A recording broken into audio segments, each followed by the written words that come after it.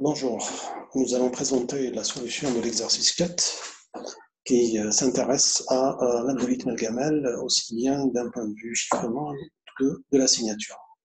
Donc, dans cet exercice, il y a un certain nombre de questions, parmi lesquelles les premières sont liées à l'algorithme de chiffrement Gamel et donc les 5 premières, et ensuite le reste est dédié à la signature. Donc ici, la première question consiste à voir le fait que le chiffrement n'est pas déterministe, c'est-à-dire pour un même message, je peux avoir plusieurs chiffrés qui lui correspondent.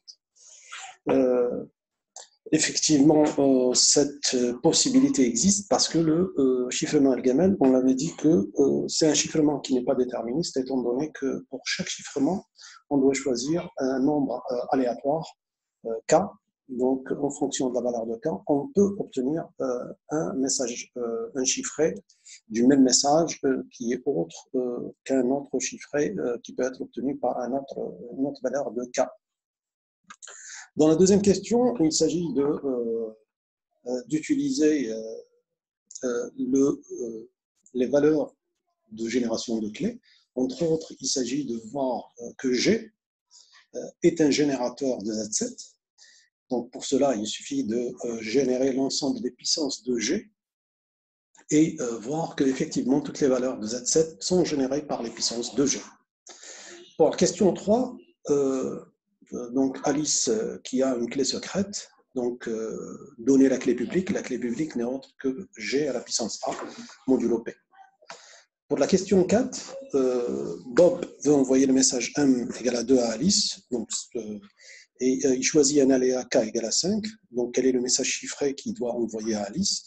Donc il suffit de procéder au chiffrement en utilisant la procédure de chiffrement, à savoir le calcul de C1 et de C2, et donc le couple constitue le chiffré de ce message. Et bien entendu, comment Alice elle va retrouver la valeur de M égale à 2, c'est en procédant avec l'algorithme de déchiffrement. Grâce à sa clé secrète, elle peut y arriver pour avoir la valeur du message. Alors, pour récapituler toutes ces questions en détail, voici la solution. Donc, la première, effectivement, le chiffré dépend de K, et donc il n'est pas unique. La deuxième, c'est de montrer que G est un générateur, il suffit de calculer les puissances de 3, et donc on arrive à retrouver l'ensemble des valeurs de Z7, donc ainsi G égale à 3 est un générateur de Z7. La troisième, c'était de calculer la clé publique. La clé publique n'est autre que grand A qui est égal à G à la puissance A modulo P. Donc ici, le G est égal à 3, petit a est égal à 4, donc il s'agit de calculer 3 à la puissance 4 modulo 7. Et donc on obtient la clé publique. Donc la clé publique en général est déterminée par le triplet, P qui est le modulo utilisé, G qui est le générateur, et grand A qui est la clé publique. Donc, pour le message chiffré que Bob va envoyer à Alice, il suffit de calculer les quantités C1 et C2. C1, on rappelle, c'est G à la puissance K modulo P. Donc, ce qui voudra dire on va calculer G à la puissance K, puisque Bob a utilisé l'aléa K égale à 5. Donc, on aura 3 à la puissance 5 modulo 7 qui nous fera 5. Pour C2, c'est M fois A à la puissance K modulo P. Et donc là, M C2 et A. La clé qu'on vient de calculer dans la question 3, c'est 4 à la puissance 5, ce qui nous donnera 4. Et donc, le chiffré n'est autre que le couple 5-4. Maintenant, quand on passe à la cinquième question, qui consiste à dire comment Alice arrive-t-elle à retrouver le message clair, il suffit qu'elle procède au déchiffrement. Le déchiffrement s'opère de la manière suivante, M égale à C1 à la puissance moins A fois C2. Et donc, comme on a C1, C2, donc c'est 5 à la puissance moins 4 fois C2 qui est égal à 4. Et donc, en faisant les calculs, on peut obtenir donc 5 moins 1, il suffit de trouver l'inverse de 5 modulo 7, ce n'est autre que 3, parce que 3 fois 5, c'est 15, modulo 7, c'est 1. Et donc, c'est 3 qui est l'inverse de 5. Donc, 3 à la puissance 4 fois 4, donc ce qui nous permet de donner 4 fois 4, et 4 fois 4 permet de donner 2. Alors, la sixième question, c'est de montrer que si on utilise le mécanisme de signature avec le même aléa K, ça peut constituer un danger. Pourquoi? Parce que Oscar peut retrouver la valeur de K et ainsi il va retrouver la valeur de la clé privée, ce qui lui permettra par la suite de signer n'importe quel message.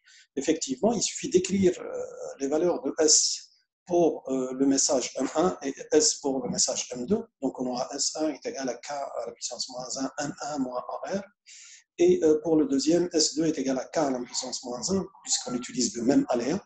Donc, fois M2 moins AR, modulo P moins 1, en faisant la soustraction de la deuxième de la première, c'est-à-dire que j'aurai S1 moins S2 fois M1 moins M2 à la puissance moins 1, c'est-à-dire l'inverse. Ceci nous donnera la valeur de K. Et il suffit que M1 moins M2 soit premier avec P-1, ça nous permettra de trouver K. Une fois qu'on a trouvé K, dans l'une des deux équations, on peut calculer A, qui est la clé secrète, ce qui nous permettra de signer n'importe quel message par la suite. Donc, recommandation, il ne faut jamais utiliser le même aléa pour signer différents messages. Maintenant, pour la suite, ce qu'on a, à un moment donné, Alice va utiliser sa clé secrète pour, à la place de cette aléa K, c'est-à-dire que son générateur de nombre aléatoire qui peut être out, et donc elle décide d'utiliser sa clé secrète à la place de l'aléa. Alors comment Oscar va s'en rendre compte? Tout simplement, Oscar il va se rendre compte en voyant que la valeur de R pour le couple de signature RS, il va voir que la valeur de R elle est constante et elle est égale à la clé publique. Pourquoi? Parce qu'en utilisant la clé secrète à la place de K, ça veut dire qu'il va calculer G, Alice va calculer G à la puissance A, or G à la puissance A n'est autre que grand A qui est la clé publique de Alice. Alors, pour la huitième question, on a vu que dans l'exercice, on a changé les formules de calcul de la signature et bien entendu, dans les formules de signature, il y a un ensemble de formules de signature. En général, il y a 4 formules qui sont différentes.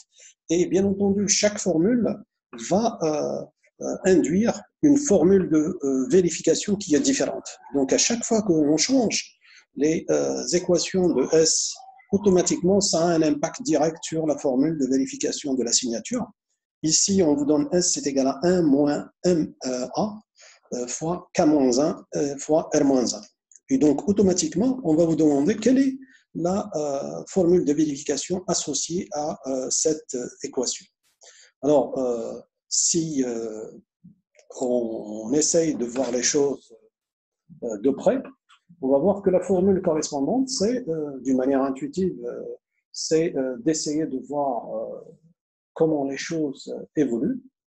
Il suffit de prendre G fois R à la puissance moins RS, ça permettra d'avoir A à la puissance AN, A à la puissance N. Et donc ça, c'est la formule qui permet de vérifier que RS constitue bel et bien une signature du message N.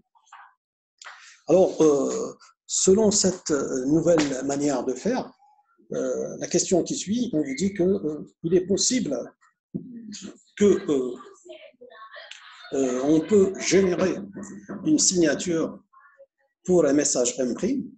Donc l'idée qui est toujours intuitive, il suffit de prendre R est égal à G à la puissance moins 1 fois A, qui est la clé secrète. Et S' comme un nombre aléatoire quelconque, tel que R fois S est égal à moins M'. Donc si vous appliquez ces données-là, vous pouvez vérifier que effectivement G fois R à la puissance moins RS, donc il suffit de remplacer chaque élément par sa valeur, donc on aura G fois R par sa valeur qui est G moins 1 fois A, et à la puissance RS, on sait que RS est égal à M', donc on va remplacer RS par M'.